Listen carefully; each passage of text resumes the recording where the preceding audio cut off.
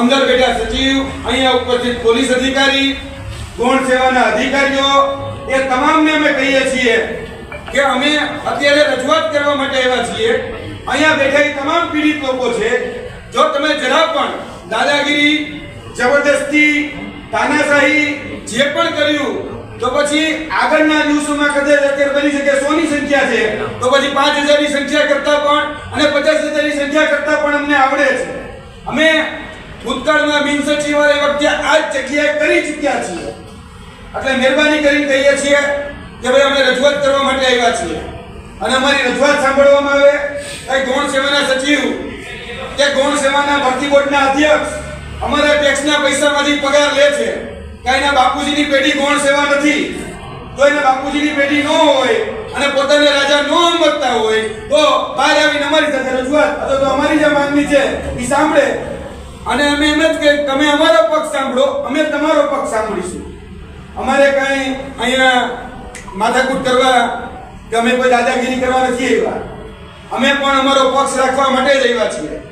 કેમ કે અમારે એટલા માર્ક થાય છે કે જેને કારણે અમે પરીક્ષામાં ઇન થઈ શકીએ એવું અમારું માનવું છે. તો તમે શા માટે અમને ઇન ન કર્યા એ તમે પક્ષ રાખો. આમાં ક્યાંય પણ ખોટી માંગણી છે તો આપણે આ માંગણી સાથે અહીંયા બેસવાનું છે. હું બધાને વિનંતી કરું છું કે શાંતિથી અહીંયા આપણે ગૌણ સેવાના સચિવને મળવા આવ્યા છીએ. ગૌણ સેવાના સચિવ અમારી સાથે મુલાકાત કરે એ આપણી રજૂઆત છે. અમે આવેદનપત્ર નિવેદન લઈને આવ્યા છીએ. અમારું આવેદનપત્ર નિવેદન એ ગૌણ સેવાના સચિવ અથવા તો ભરતી બોર્ડના અધ્યક્ષ એ સ્વીકારે અને અમને એમાં જવાબ આપે. આગળના દિવસમાં અમારી રણનીતિ કઈ રીતે બનાવી તો અમને પણ ખ્યાલ આવે. બાકી બંધ બારણે કે બંધબાજી રમવી એ અમને પસંદ નથી. હું ફરીથી કહું છું કે ભલે અત્યારે આપણે 5 હોય, 50 હોય કે 500 હોય, પણ યાદ રાખજો આપણે બધા એકજૂટ રહેવાનું છે. કારણ કે ઘણા બધા એવા પરિબળો કામ કરશે, તોડવાના, ક્યાંક ડરાવવાના, ક્યાંક ધમકાવવાના, આવા પરિબળો છે.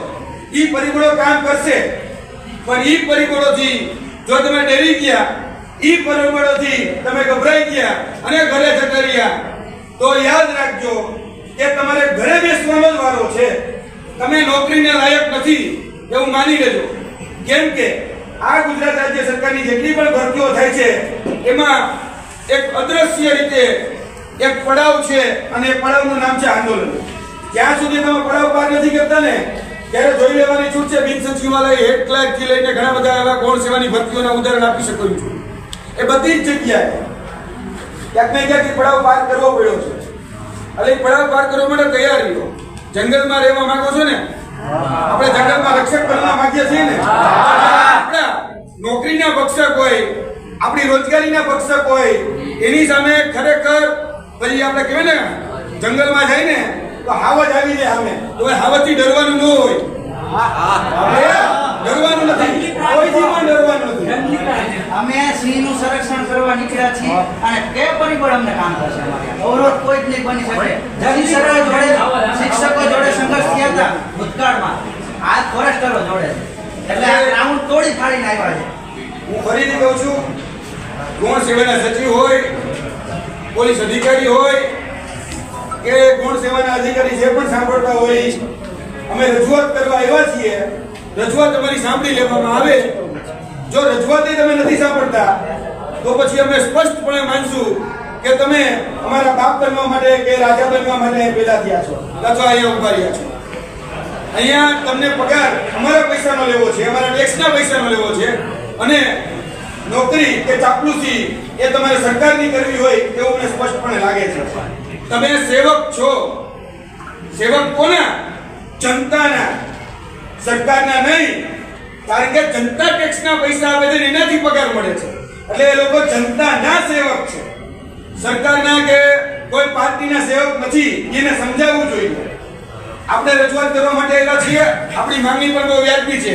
બે માંગણી ઉપર આજે આપણે રજૂઆત કરવા આવ્યા છીએ. એક નોર્મલાઇઝેશન અને બીજી સીબીઆરટી પદ્ધતિ. સીબીઆરટી પદ્ધતિ રદ કરવામાં આવે. નોર્મલાઇઝેશન પ્રમાણે તમામ ઉમેદવારોના માર્ક એ જાહેર કરવામાં આવે.